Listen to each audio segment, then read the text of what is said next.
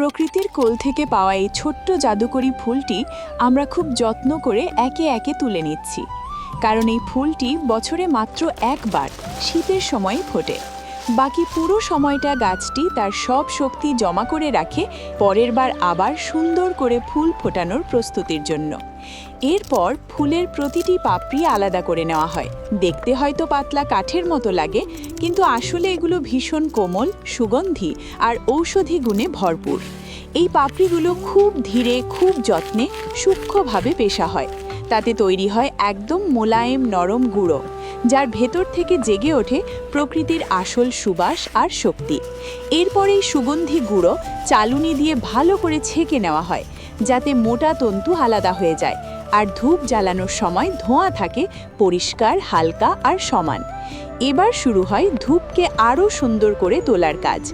এই গুঁড়োর সঙ্গে মেশানো হয় বিশুদ্ধ চন্দন গুঁড়ো, যার শীতল ও পবিত্র সুবাস মনকে মুহূর্তেই শান্ত আর স্থির করে তোলে।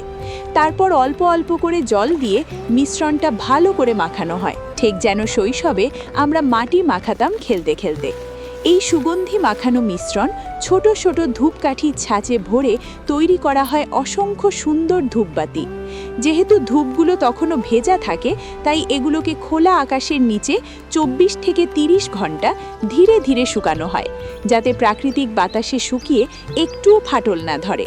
আর পরের সকালেই দেখা যায় প্রস্তুত মনকে মুক্ত করা আর পরিবেশকে পবিত্র করা ধূপবাতি, যার হালকা কোমল সুবাস চিন্তাকে শান্ত করে, মনকে প্রশান্ত করে আর চারপাশ ভরে দেয় এক গভীর, সুন্দর আর পবিত্র সুগন্ধে।